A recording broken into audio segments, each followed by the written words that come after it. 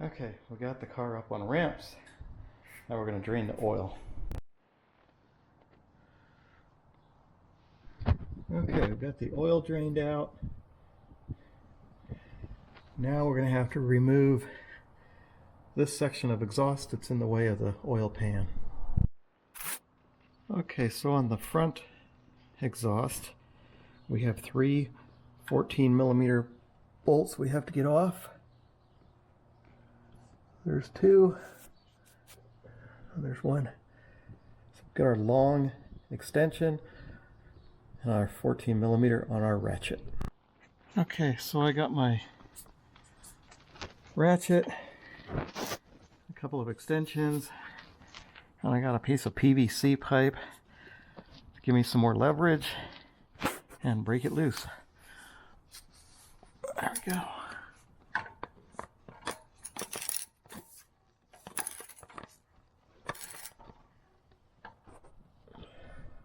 I did spray the nuts with some, I didn't have any more penetrating oil, so I just used WD-40. That seems to help loosen it up, and a little rusty there. The first one I got out, the whole stud came out. That's okay. Either the nut's going to come off or the whole stud's going to come out. As long as it doesn't break, that's all that really matters.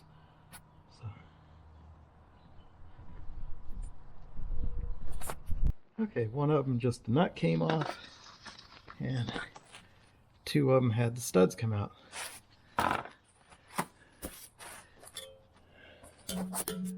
Get some light up in there. So that's the front manifold. Is the pipe is off the manifold. That's good. Exhaust. There's the same thing. Three nuts on little studs. So let's see what we get off. Let's spray those, and then we can drop this down. It's on a rubber hanger, so we'll leave it on the hanger for now. And you got to watch for this oxygen sensor. Wire is only just so long, so you can only drop it so far unless you want to unscrew that sensor, which is possible. If you put it back in, use copper grease to put it back in. But we'll see what we can do here. So the rear manifold, it came off as two nuts and one stud came out. One of those nuts was on really tight or just really rusty because it took a lot of torque to get off. So just pray they don't break. You don't want to break one of these studs off. So soak them real good in penetrating oil, or WD-40 if you don't have any penetrating oil. Soak them good and hope they don't break.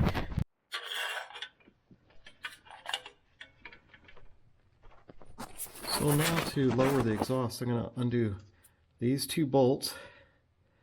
They're 14mm for the hanger. And what I did is I just put a bucket here to catch the exhaust, because there's an upstream oxygen sensor and a downstream oxygen sensor behind the cat, and I don't want to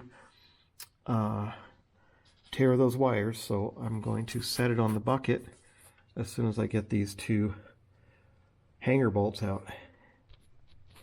That should give me enough clearance to get the pan out. Okay, the left bolt, it's really long because it has a spacer here, a collar. And the other bolt is really short, about 1 inch long. So now we've got the cat sitting on our bucket. We've got the exhaust manifold, the exhaust off of the exhaust manifold, and I could probably lower it a little bit more. Check my rear wire. Yeah, we could lower it a little bit more. Probably take these little wood blocks out, gain another 1.5 inches. Okay, here's that little spacer. Don't let that hit you in the head when it falls. Okay, see what kind of room we got here to work. So we've got a pretty good gap between our oil pan and our exhaust. Could wiggle it around if we need to. let's start undoing the little bolts and nuts on our oil pan. Okay, so all of our oil pan bolts and little nuts are going to be 10 millimeter, except for these two that hook into the transmission. These are going to be 14. So let's begin taking all those off and have some towels ready and some cardboard ready to catch all the oil that's going to drip. Take off this flywheel cover plate. There's two 10 millimeter bolts, one there, and this black plate comes off. I took out the two 14 millimeter bolts right here. They're pretty long, like 2 inches long.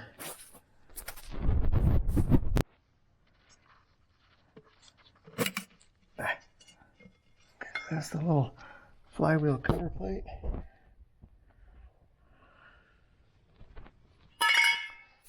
So on some of these nuts, or bolts actually, you're going to have to use something other than a socket wrench.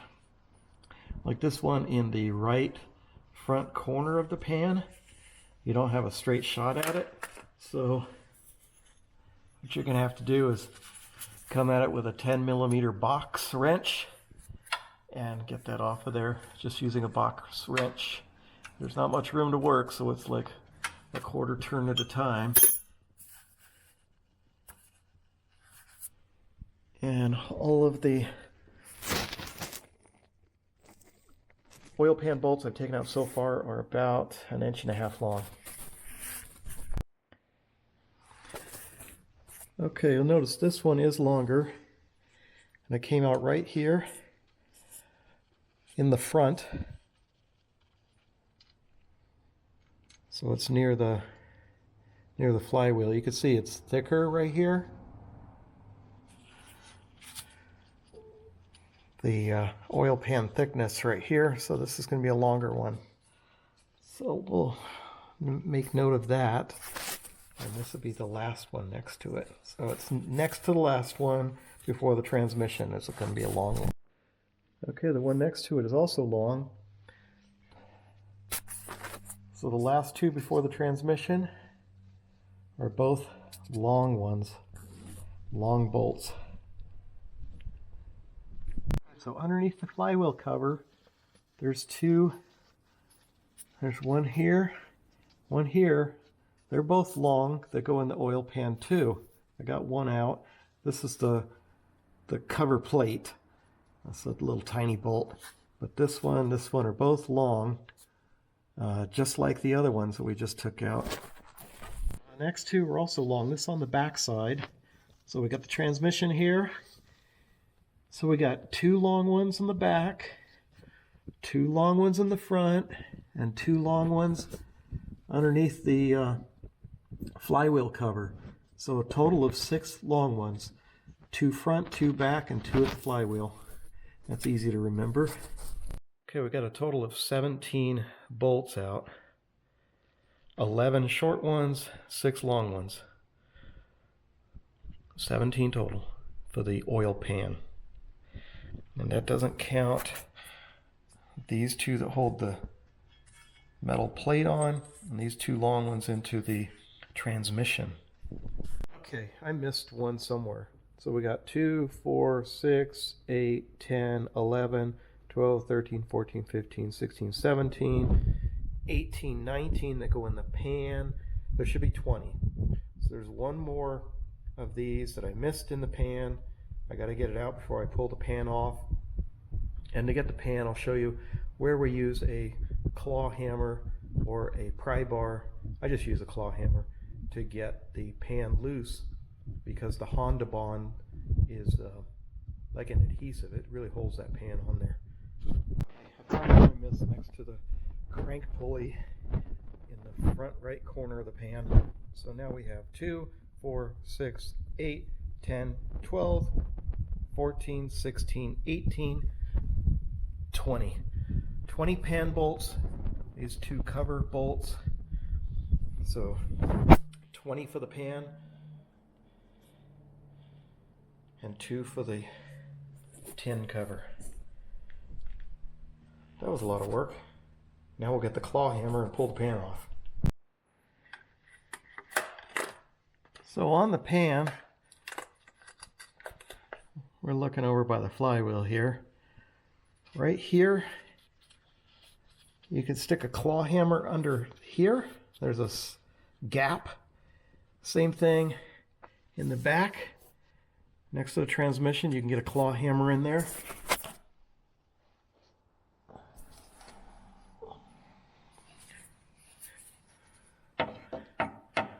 So you can work the end of this hammer up in there.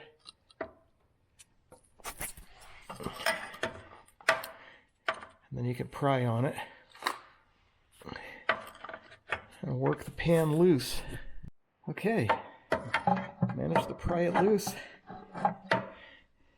You can see it's just starting to show here. Made a loud pop as the Honda bond broke loose. Yeah, the gap's bigger now. I put my finger in there. Get some light for you here. Yeah, you can see it's separating now. Do the same thing on the back side.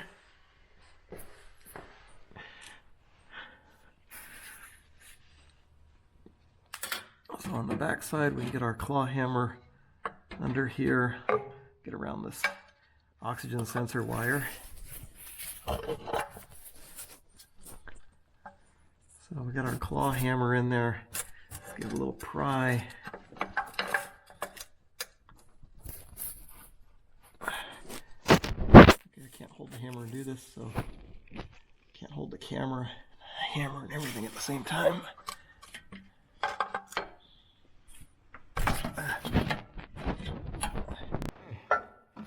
Oil pan is now loose. Okay, there we go.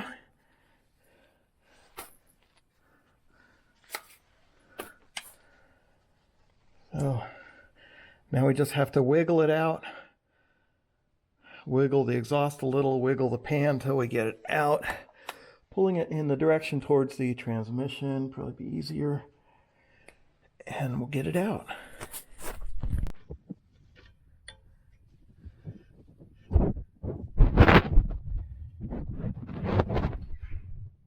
Okay, I need more clearance here, so the oxygen sensor wire is too short, so I'm going to go way up there. I don't know if you can see that blue clip right there where I'm wiggling my finger. I'm going to unclip it with the electrical connector, undo this wire holder, and undo this wire holder, and then I should be able to get more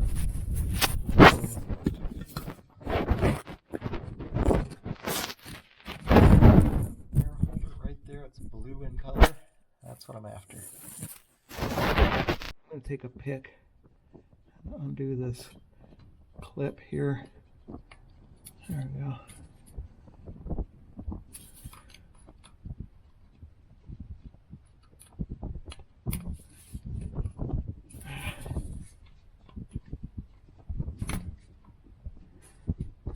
There's little teeth in it. It holds it together. There. Now it's undone. That's one. Do the other one above it. Same thing. Another one way up there. And then I'll get the electrical connector. Okay, with the brittle 22-year-old plastic, one of the connectors broke. So what I'm going to do now is take this hanger off. There's one 10mm bolt. Undo it so that when I get this whole wire off, I can zip tie it. You can see that clip broke on me, so I'll replace it with a zip tie. Still got to get way up there to get that electrical connector undone. From the top of the engine, I can see my screwdriver there. Let's make a camera angle on this.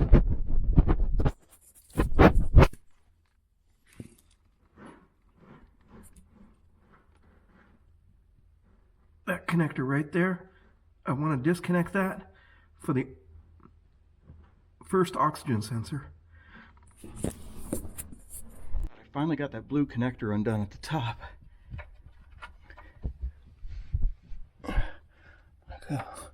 Wiggle it down here. Finally. So this has a connector on the bottom that you have to push. So I got a little screwdriver and stuck it in there. Same thing on the top. There's another connector. I could squeeze my finger when I was on top of the car. The trick was to get a screwdriver wedged right in the top there to press this towards the wires. Squeeze that towards the wires, and then take my thumb and squeeze the one on the top, and then I can separate the two. Finally got it out. Took forever. Now I can lower the exhaust. The only limitation is the rear oxygen sensor. Let me get that connector off right there so that I can lower it as far as I want. Okay, we got this wire free. Undid the connector, got the wire out. So now I can lower the exhaust a little more. Okay, we got the exhaust way down, and we got the oil pan out. Finally! After all that work, taking a look in the oil strainer, it is not plugged. It looks really clean, which means we might have to buy an oil pump because our strainer is not plugged.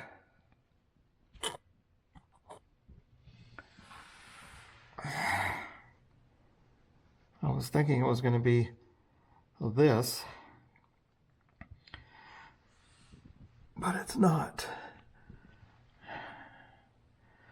It's a good news, bad news story. Okay, we cleaned off the oil pan and the mating surface on the engine block.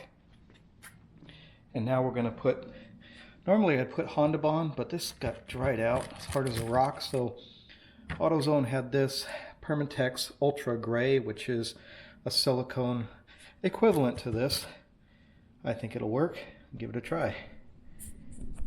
Okay, we got a bead of that all the way around. I gotta tell you, the Honda Bond is a lot easier to squeeze out of the tube. Unfortunately, it's Sunday and the dealers are closed, so I can't buy it at the Honda dealer or Acura dealer. Okay, the torque spec on the pan bolts is 8.7 foot-pounds.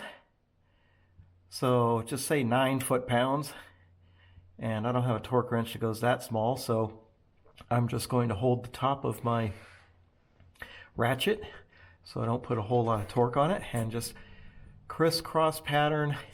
I can show you in the book the actual pattern, but it's basically crisscross, just like you do head bolts and lug nuts on wheels, and get them all just barely tight, and then go back and torque them all to 9 foot-pounds, crisscross pattern until you get them all tight. And remember, there's 18 10 millimeters and 2 of these 14 millimeters.